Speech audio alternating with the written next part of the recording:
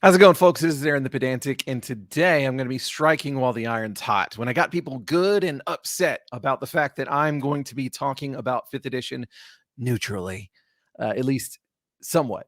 Not really. This the response to that video was actually pretty dang positive, and so I really do appreciate that. People want me to be genuine. That's something that I've always strived for, and people seem to appreciate that. But the fact that I did something that I thought was probably going to result in a little bit of backlash, and for the most part, people are pretty positive. Um, I really didn't get the response I was looking for. I was expecting people to be mad. So, by golly, I got to make people mad. So, we're going to talk about session zeros today because people always typically have very strong emotions about what a session zero is and should it exist or should it always be a thing that you use, that kind of thing. Um, as usual, my centrist ass is going to land somewhere kind of in the middle. Basically, it's neither something that should always be used or something that should never be used. Basically, it's going to depend entirely on the game, how complex the game that you're running is, and how used to the players you are, and how used to each other the players are, basically. So with my BX Old School Essentials public game that we did basically nothing but dungeon crawls. We start the session at the dungeon entrance, we end the session leaving the dungeon, and then in between sessions, we handle certain things. So with that game, yeah, we didn't really have any need for a session zero at all. What was the setting? Well, I mean, it's a place with dungeons, and it's basic D&D land, more or less. Then questions of maybe there were a few things that a session zero. No, there's really nothing that a session zero would have done because it was a West March style game and we had different players. We had, dozens and dozens of different players. A session zero would have done absolutely nothing. It's better in that case that we handle things in play. And if any issues arise, then, oh, well, maybe you're not right for the table, and that's fine. So yeah, session zero, completely unnecessary in that game. And there are a lot of people that say, yeah, session zeros are completely unnecessary, but I'm wanting to say that there's a very strong likelihood that these particular conditions apply. Number one, they are playing a very standard D&D style game. Number two, they're playing with people that have very similar ways of looking at the game that they do, and they're pretty comfortable with. And number three, I think number ones and two ought to be fine. But yeah, that's, I think, typically what they look at. And we'll talk about what the people that say you should always use a session zero are typically looking at in a little bit later. We'll get to that. But what can a session zero accomplish, and what does it look like? Well, it could be as simple as we're just rolling up characters, because to me, a character should not be made entirely in a vacuum unless, again, we just have a complete understanding of what exactly it is that we're doing. And honestly, with some games, part of the joy is not knowing what your character is. For Dungeon Crawl Classics, for instance, we don't really have much need of a session zero at all if we're doing a funnel, especially because there's no need to discuss party composition because we're just a bunch of level zeros and we're all going to die. If they survive the session zero, then yeah, we can come up with it. Dungeon Crawl Classics is something you should play, by the way. Um, you know, there are situations where it's just completely unnecessary. But if you're having to prime them on a setting, if there is a setting where they need to know some things, then maybe it's necessary. I have played some settings, I have had some games where I probably should have spent more time divulging what the setting was like. And usually that's because we're venturing outside of standard D&D, So I'll give you for instance, my Hubris game. I ran Hubris for a grand total of, I think, maybe 2 or 3 sessions, maybe not even 2 or 3. It did not last very long. And there were a lot of problems. Part of it was that some scheduling. No, it wasn't scheduling things. I can't blame it on that. I think it was that I hadn't fully gotten everybody to understand exactly what what the world was. They were excited about playing in a game with me because we were friends and all that kind of stuff. And they didn't really care what the game was like. But the problem is that for a game in Hubris, you really need to understand what the game is supposed to be, or at least the way that you envision it. My particular game in Hubris, if you don't know anything about it, Hubris is a dark fantasy, visceral world. And so it is going to be a setting where there is a lot of grotesque stuff. The deities are awful. I mean, they have a goddess of sex and torture, I think is what she is the goddess of. It's nasty. It's horrible.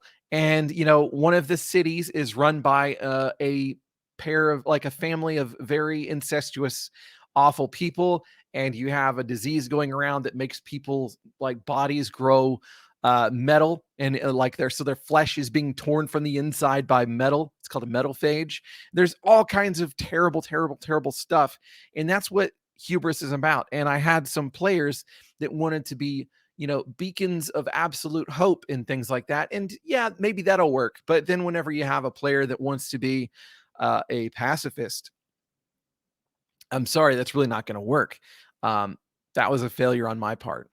So in that case, it would have been better for me to let them know. And there will be some people that'll say, "Well, Aaron, all you have to do is tell them just, and or especially, put it in the listing." Because if we're talking about recruiting people that you've never met before and you're putting it on like Reddit, looking for group, or if you're doing an ad, at the local game store or something like that, well, surely people will read the listing. No, they absolutely will not. I had several people join the game, create a character, and then they show up at the first session, or they don't even show up at the first session because eventually they finally do read everything from start to finish, and then they're like, oh, it's gonna be like that. Gone. They're gone. They're not coming back. Yeah, that is something that will happen. I've had people that I've had conversations with them about what the game was going to be like on a one-on-one basis, through text. I imagine this may have gone better if it was in person, because then I could watch their brain accept the information I'm providing them rather than them say, okay, through text. But yeah, where they end up showing up at the table and end up complaining that I'm not running the game like 5th edition. This was my Dark Albion game where I explicitly said this is medieval, authentic fantasy. You are not superheroes. You're basically playing as Game of Thrones characters. I hope that pundit doesn't get upset by me saying that. But yeah, people don't read the listings all the time. This is just fact. So is it a good thing to have people sit down at the table and then make sure that they understand these things? I think yes. And then give them an opportunity to get up and leave if necessary.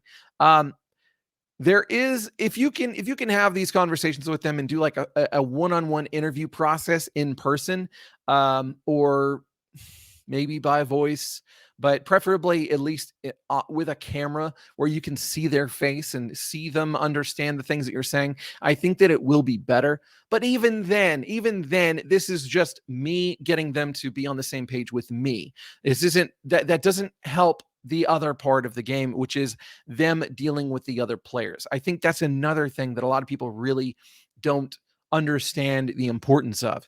Even in my BX game, we still had issues.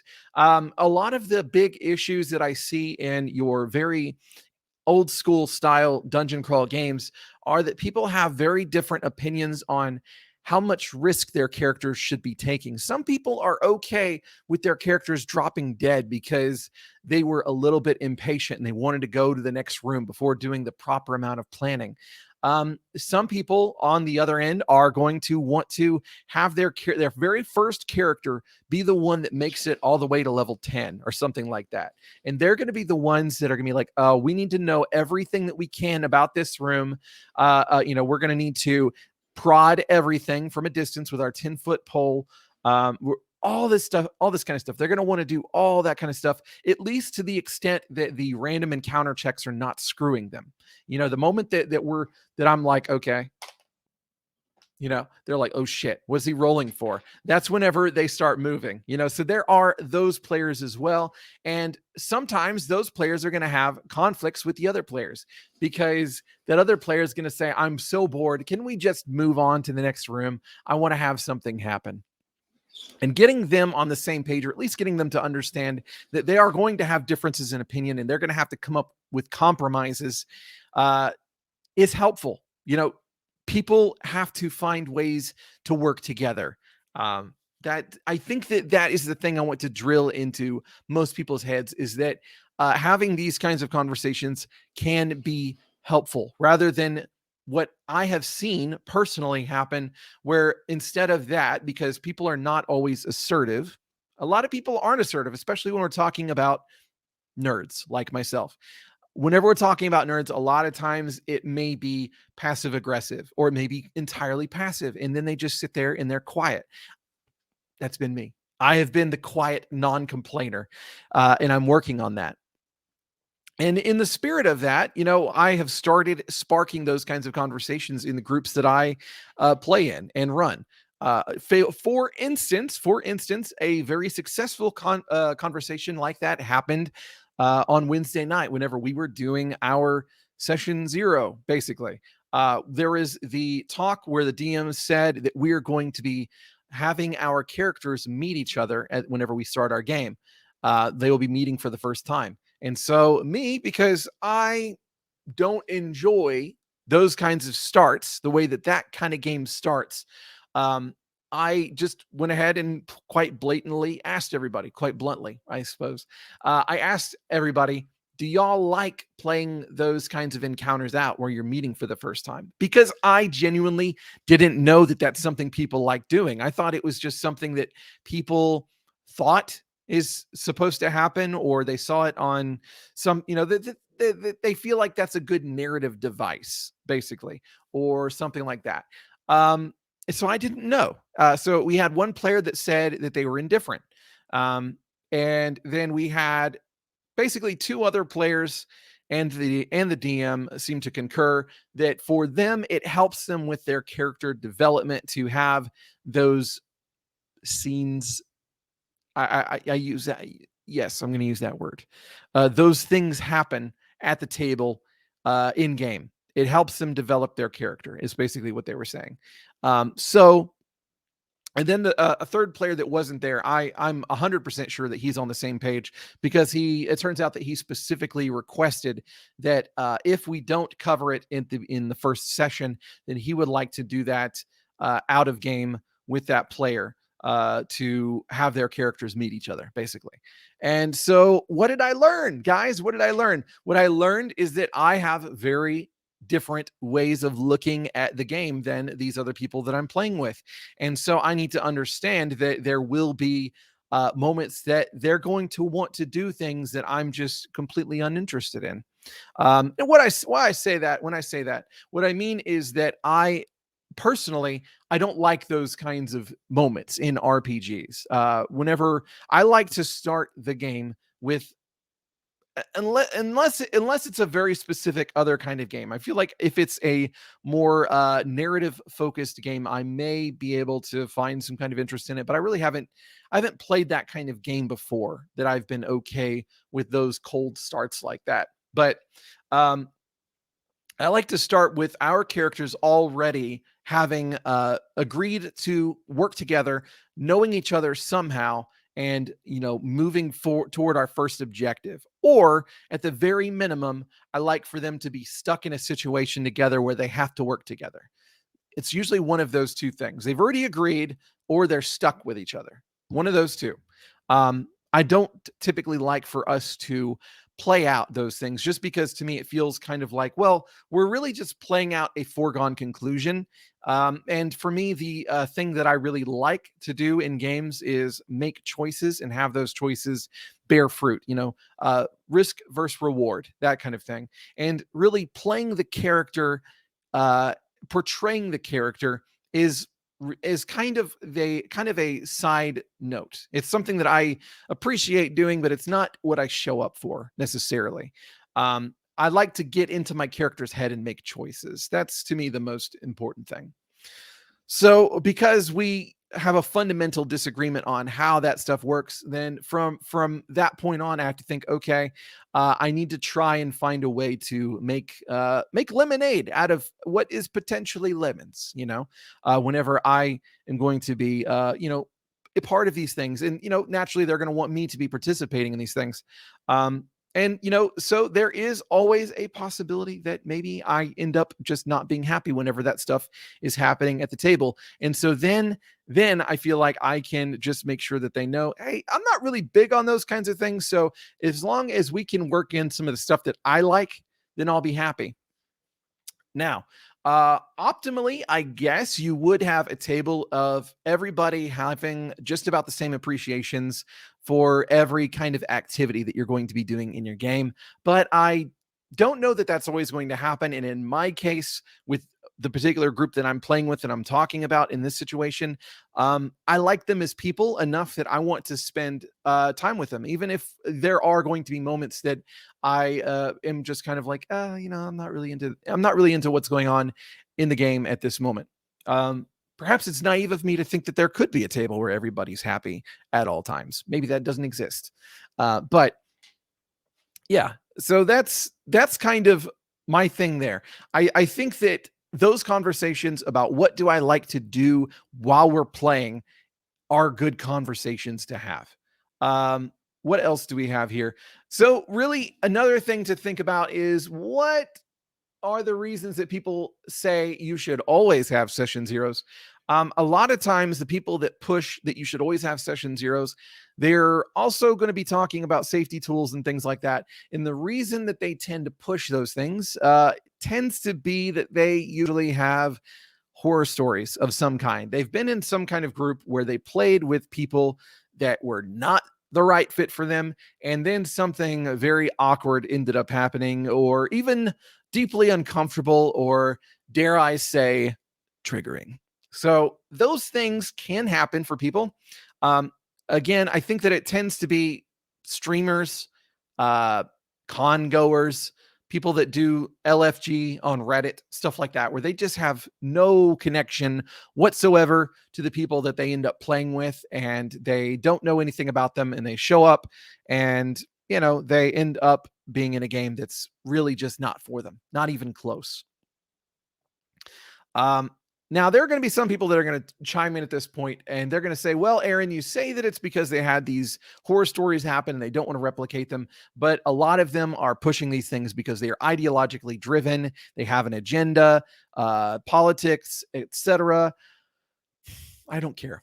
The reason I don't care is because there are people that do have those kinds of horror stories happen. And for them, this is a useful way to prevent those kinds of things from happening. So the existence of those people means that I'm not going to completely dismiss the utility of that purely because there are also those that are just ideologically driven. I don't think that that's a smart way to look at those things. I think that if there is a utility, then we should acknowledge the utility in spite of who's presenting that the utility exists.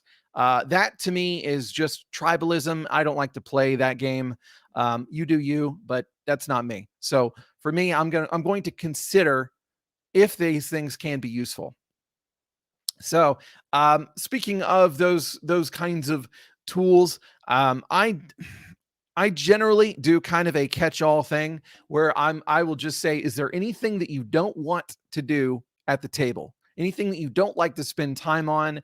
Anything that you just makes you deeply uncomfortable? And I will especially consider employing that question whenever we're going to be playing a game that has mature themes. If we're playing a just standard D&D game, then I'm probably not going to be getting into it that much. Unless I know there's some serious pervs at the table. And then I might say, how does everybody feel about your characters getting lucky? And typically I'm usually going to say, I'm going to fade to black anyway, because I'm not describing anybody getting a blowjob or anything like that.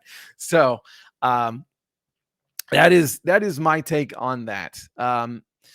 So the other thing to think of is there will be people that say that you are, as the DM, you are responsible for running whatever game the people that come to your table want to play. So that you should basically get all of this feedback from your players, and that you should turn the game into the thing that they want to play.